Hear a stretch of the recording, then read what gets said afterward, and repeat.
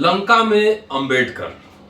आभासी दुनिया के मेरे दोस्तों, रतन लाल बोल रहा हूं। काम की बात लाल की क्लास में आपका स्वागत है और पेश है अंबेडकर नामा।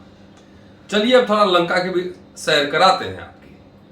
25 मई 1950 से लेकर 6 जून 1950 तक लंका में इंटरनेशनल बुद्धिस्ट काउंसिल की मीटिंग थी। उसमें तकरीबन एशिया और यूरोप के 27 देश के प्रतिनिधि मौजूद थे। 23 मई को डॉक्टर अंबेडकर हैदराबाद से होते हुए मद्रास पहुंचे, फिर लंका गए। पहुंचने के बाद 10 जून तक उनके कई भाषण हुए। जो मेन भाषण था, जो बुद्धिस्ट काउंसिल में जो उन्होंने भाषण दिया था, वो थोड़ा लंबा है, वो बाद में बात करूंगा। लेकिन उससे पहले मैं इस एपिसोड में ये बात करने जा रहा हूं छात्रों से, लंका के छात्रों से क्या बात कर रहे थे डॉक्टर अंबेडकर, और श्रीलंका के शेड्यूल कास्ट फेडरेशन में क्या बात कही थी। चलिए लिए चलता हूं सीधे लंका। और सबसे पहले 6 जून 1950 की चर्चा करूंगा, जहां जो है यंग मेंस बुद्धिस्ट एसोसिएशन में छात्रों को डॉक्टर अंबेडकर ने संबोधित किया था।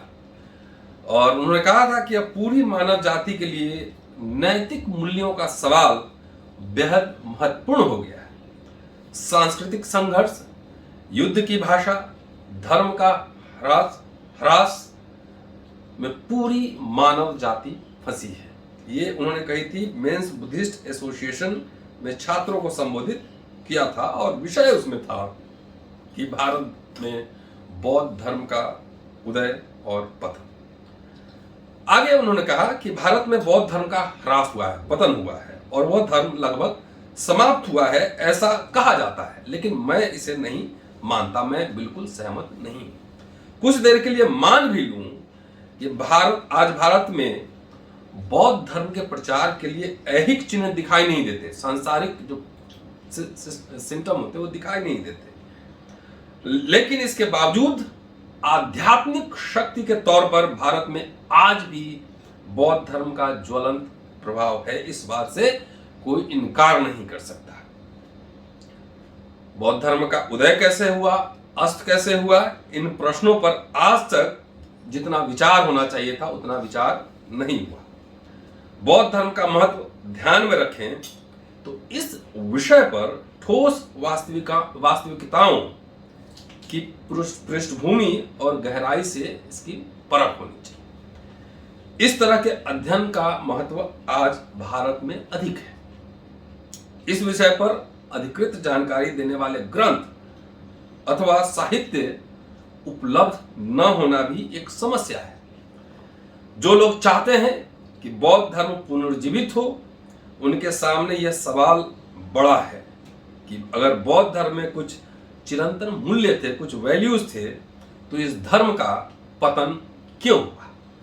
इस बारे में जानकारी प्राप्त करने की मेरी कोशिश जारी है। अब तक जो जानकारी मैं जुटा पाया हूं, उसके आधार पर बौद्ध धर्म के उदय अस्त के बारे में जो मैंने अनुमान लगाए हैं, मुझे लगता है कि वे अनुमान सही है। आगे डॉक्टर अंबेडकर ने कहा कि ज्यादातर लोग यही समझते हैं कि भारत में शुरू से ही हिंदू धर्म था, लेकिन इतिहास के आधार पर इसकी छानबीन की तो यह मानने का कोई आधार दिखाई नहीं देता। हिंदू धर्म भारत में शुरू से नहीं था। आज हिंदू धर्म की स्थिति देखें तो पता चलता है कि वह काफी बाद में भारत में पैदा हुआ है। हिंदू धर्म का निर्माण कई बदलावों से होकर हुआ है। पहले भारत में वैदिक धर्म था, उसके बाद ब्राह्मण धर्म आया और अब हिंदू धर्म का निर्माण हुआ। इस प्रकार के बदलाव होते रहे हैं, वो स्टैटिक नहीं है, चेंजेस होते रहते हैं।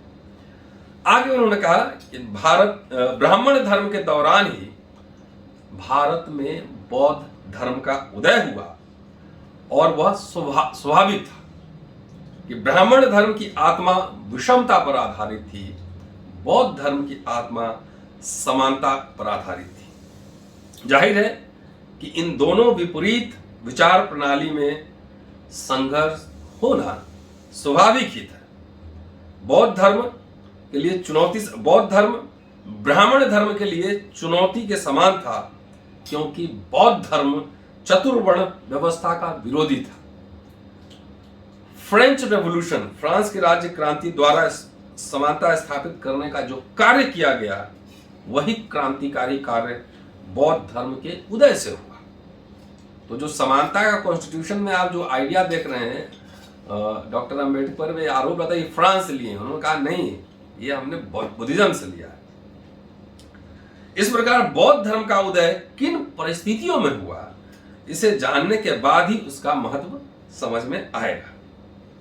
आगे उन्होंने कहा कि कई लोगों का कहना है कि शंकराचार्य के दर्शन और युक्तिवाद के कारण बौद्ध धर्म निष्प्रभावी हुआ, लेकिन मुझे ऐसा नहीं लगता, यह बात गलत लगती है, क्योंकि शंकराचार्य की मृत्यु के बाद भी कई सालों तक बौद्ध धर्म भारत में प्रचलित था, उसका विकास हो रहा था। कई बार मुझे लगता है कि शंकराचार्य और उनके गुरु भी बौद्ध धर्मीय थे। इंपॉर्टेंट ये स्टेटमेंट है कि शंकराचार्य और उनके गुरु भी बौद्ध धर्मीय थे।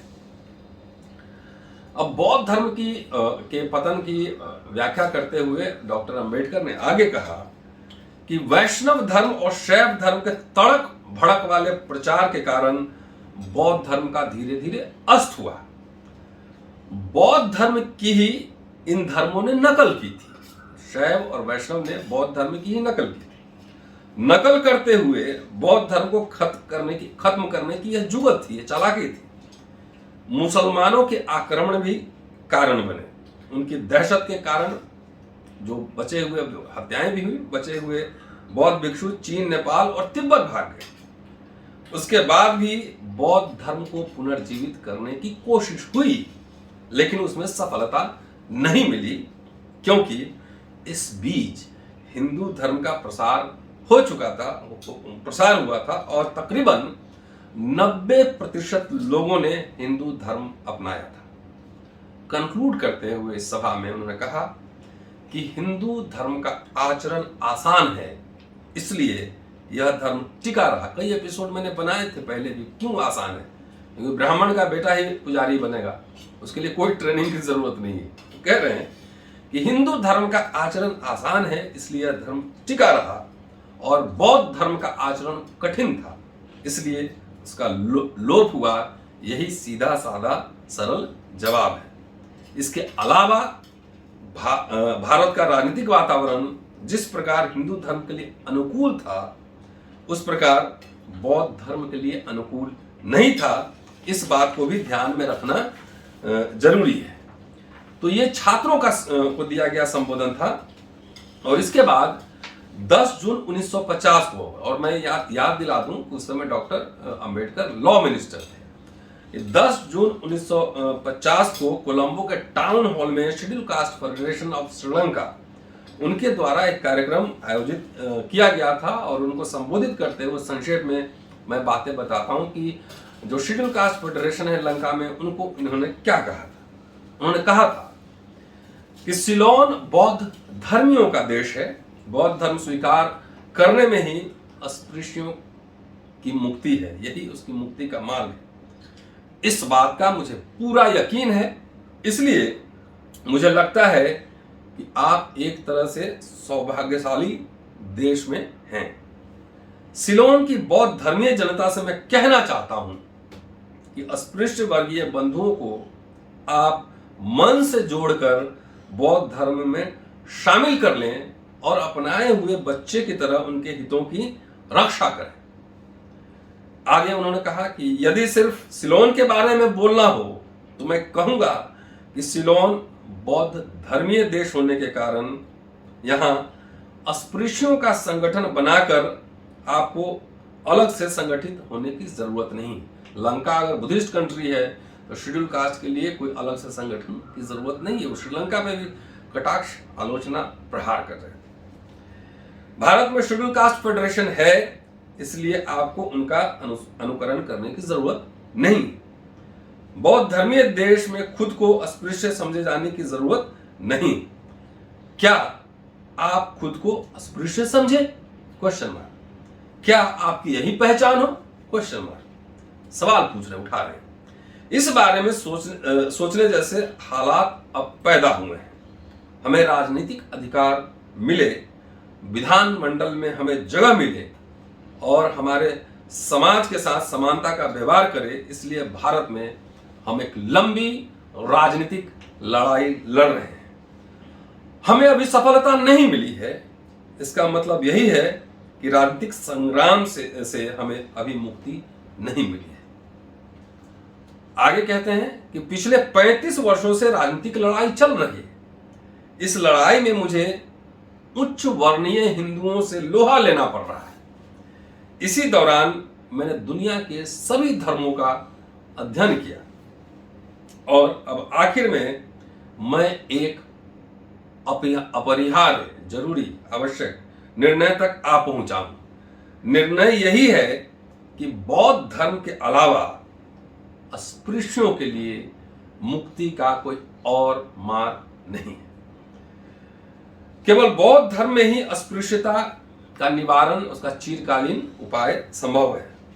आप अगर समानता का सिद्धांत चाहते हैं और आर्थिक दासता से मुक्ति चाहते हैं तो बौद्धवाद के अलावा अन्य कहीं ठौर नहीं है, अन्य कोई स्थान नहीं है। सिलोन के सम्मानीय नागरिक बनने का आपको कानूनी तौर पर अधिकार मिला हुआ है। यह बात भी सही है कि इस कानून के कुछ अनुच्छेदों के खिलाफ शिकायत करने की कई जगह हैं। लेकिन मुझे यकीन है कि भारत सरकार और सिलोन सरकार के आपसी सहयोग से, स्नेह भाव से अन्यायकारी प्रावधानों का निवारण किया जा सकता है। तो ये दो संक्षिप्त भाषण एक छात्रों के बीच, एक शेड्यूल कास्ट फेडरेशन के बीच लंका में, ये था डॉक्टर अंबेडकर का भाषण। अगला एपिसोड बनाऊंगा, थोड़ा लंबा होगा। जो वर्ल्ड बुद्धिस्ट कॉन्फ्रेंस में जो उनका भाषण है लंका में, वो भी शानदार भाषण है। अगले एपिसोड में। शुक्रिया। Keep watching. आप शेयरिंग अम्बेडकर नामा आप कम शेयर कर रहे हैं और कम देख रहे हैं। So keep sharing and watching. ज्यादा से ज्यादा शेयर कीजिए, पहुंचाइए। प्रमाणिक स्रोतों पर आधारित है।